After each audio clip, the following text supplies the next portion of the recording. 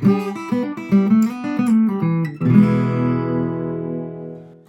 now the day bleeds into nightfall, and you're not here to get me through it all. I let my guard down, then you pull the rug. I was getting kinda used to being someone you love. Hi there guys, welcome back to the Bitesize Guitar channel. Today we're going to be looking at a song that seems to be everywhere at the minute, and that's Someone You Loved by Lewis Capaldi. So without further ado, let's take a look. Okay, so with our capo on our first fret, let's take a look at the basic chords we're going to be using to play all the various sections of the song. In our verse and chorus sections, we have a C major, G major, A minor, and an F, which we're going to be playing in this iteration today. Then in our bridge section, we're also going to introduce a D minor chord. So let's take a quick look at how to play those chords. Starting with our C major, we're not going to be playing the bottom E string at all. We're going to play the 3rd fret on our A string with our 3rd finger, 2nd fret on the D string with our 2nd finger, the G string is open, 1st finger on the 1st fret of the B string, and the top E is also open. For our G major, we're going to be playing 3rd fret with our 2nd finger on the bottom E, 2nd fret on the A with our 1st finger, the middle 2 strings are open, and the top 2 strings are fretted at the 3rd fret with our 3rd finger and our 4th finger. For our A minor, we're not playing the bottom E string. We're going to let our open A string ring out open. 2nd fret on the D string with our 2nd finger. 2nd fret on the G string with our 3rd finger. And 1st fret with our 1st finger on the B string. The high E again is open. For this iteration of the F then, we're not going to be playing the bottom E string. At the 3rd fret on the A and D strings, we have our 3rd finger and 4th finger. 2nd fret on the G string with our 2nd finger, and the 2 high strings, the B and the E, are fretted at the 1st fret with our 1st finger in this sort of little mini bar shape. And lastly, our D minor. Now for our D minor, we're not going to be playing the bottom E or the A string, and we're instead just going to play top 4 strings from the open D downwards. So on our G, that's 2nd fret with our 2nd finger, on the B, 3rd fret with our 3rd finger, and the high E, 1st fret with our 1st finger. Just the top 4 strings. So if we take a look at how those chords fit together for the various sections of the song, for both our verse and chorus, we're going to be playing exactly the same 4-chord progression, which is a bar of C major, a bar of G major, a bar of A minor, and a bar of F. So if we take a look at that on the verse, it should sound like this. 1, 2, 3, 4. I'm going under, and this time I feel there's no one to save me.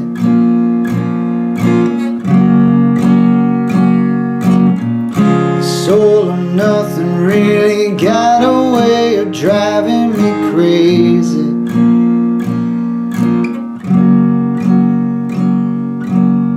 And so on. Likewise for our chorus, we have exactly the same 4 chords, and it should sound like this. 1, 2, 3, 4. And now the day bleeds into nightfall, and you're not here to get me through it all. I let my guard down, and you pulled the rug. I was getting kinda used to being someone you loved. So the only differing section in the song is our bridge section, which is where we introduce this D minor chord.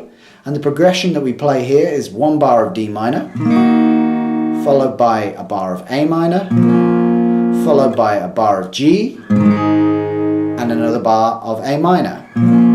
We then repeat that pattern, so a bar of D minor, a bar of A minor, and then 2 bars of G, building back into our chorus. So we put all that together, that should sound like this. 1, 2, 3, 4. And I tend to close my eyes, but it hurts sometimes. I fall into your arms. I feel safe in the sound till you come back around. And now the day bleeds back into our chorus. Okay, so let's take a look at some options for strumming patterns that you might like to introduce to make the song a little bit more interesting. Now, on the original studio version of the track, the rhythm that we're trying to sync up with is simply 1 and 2 and 3 and 4 and. So for every bar on every chord, we're simply playing down, up, down, up, down, up, down, up. 1 and 2 and 3 and 4 and. So that would be the most basic approach. We could make that slightly more complicated by playing down, down, up, up, down, up. So for every bar on every chord, we would have down, down, up, down, up. So I'll just give you an example of how both of those strumming patterns sound when playing our entire chord progression for either the verse or chorus. So the first one, where we're just playing down, up, down, up, down, up, down, up, would sound like this. 1, 2, 3, 4. Down, up, down, up, down, up, down, up. 1 and 2 and 3 and 4 and down, up, down, up, down, up, down, up. And likewise, our slightly more involved strumming pattern would sound like this. 1, 2, 3, 4. Down, down, up, down, down, down, up, down, up. 1, 2 and 4 and 1, 2 and 4 and. So those are a couple of options. Basically, whichever one you settle on, you just play that for the entire song, including the bridge section. So perhaps to be more in keeping with the original's piano version, we might like to approach this song from more of a fingerpicking perspective. We're going to keep things relatively straightforward and simple, and we're just going to play all eighth notes. So 1 and 2 and 3 and 4 and. And our picking pattern is going to sound like this. So 1 and 2 and 3 and 4 and. Now what the right hand is basically going to be doing is playing the bass note with our thumb and then playing the B string and G string with our second and first fingers. And the only thing that's going to change from bar to bar, chord to chord, is our bass note, so where our thumb is playing. So for our C, we'll be playing that third fret on the A string, so that's our bass note. And then the two high notes, the B string and the G string, are exactly the same as then on our G, where we're going to move down onto the bottom E string, third fret again. So that's my G root note, again the same two high strings, the B and G. For my A minor, I would drop back down onto the fifth string, playing that open. These two high strings are exactly the same. And for my F, finally, I'm going to be playing my F root note on the D string, which is the third fret, being played by my fourth finger on the left hand. High notes are exactly the same. And the way that the pattern falls is for every bar, you're going to be playing your root note and the highest of our two high strings together.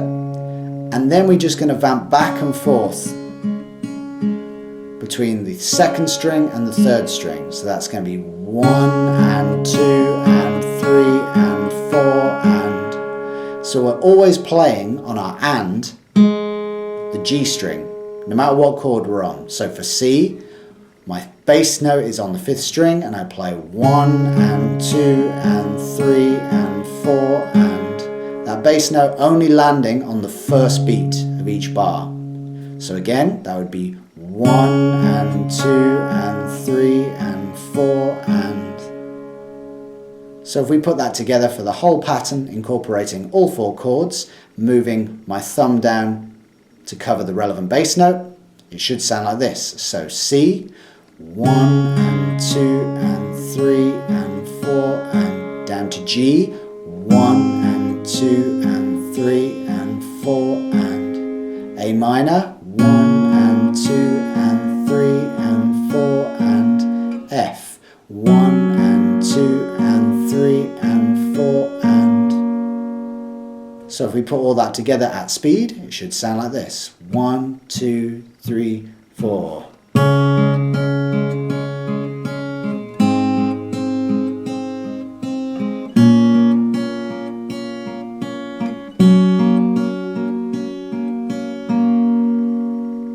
If you're interested in seeing how the whole piece fits together, there'll be a full playthrough cover version of the song available on this channel. Just click the link at the end of the video.